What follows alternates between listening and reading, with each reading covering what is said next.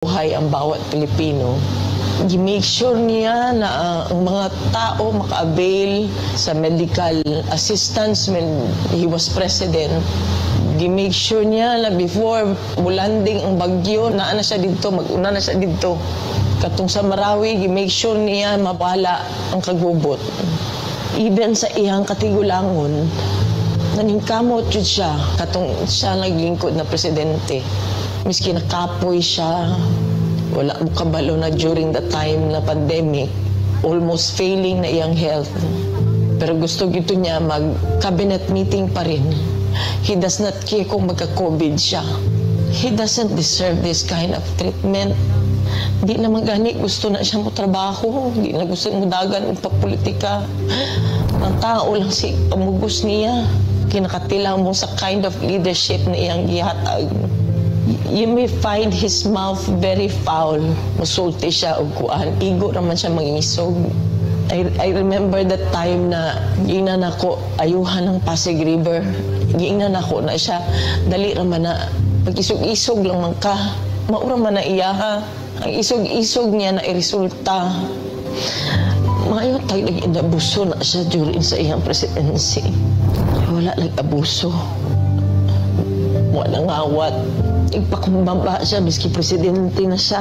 Makita niya mo siya ang tao. Naluhoy ko kay pagkaon na lang ng tani ang gusto. Dili na siya materialistic. He doesn't care kung naa siya'y kwarta o wala. He doesn't care kung sa iya ang isuot. Daan.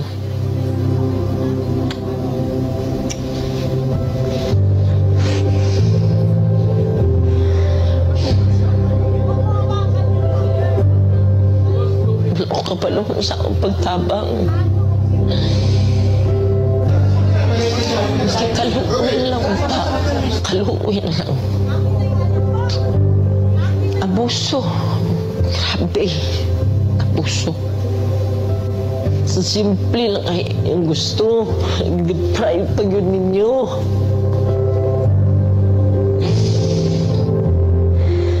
Simple lang kaya ang gusto na. Deprive, miski gipatay na utak mo siya dito.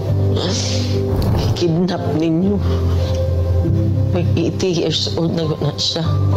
Kabalo mo kasi ang health. Wala tanan.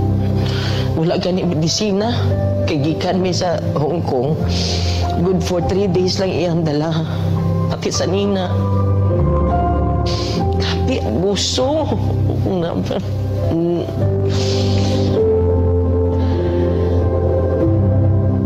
Grabe. Wala man na siya ni-trigger o pusil. Maski isa. Wala man na siya gi-pusil. Wala man na siya gidunggab. Hina-accusations 9 kabuo. Asa man ang 9. Wala maganon niya magkiti. Siguro ng 9 na gina-accuse siya. Ako gani. Grabe gani.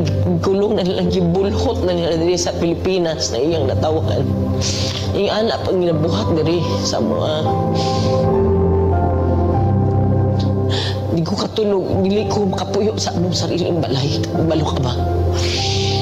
First night na ako gikan sa katong pag-abot na mo uguan. Wala na ako nakauli sa among balay.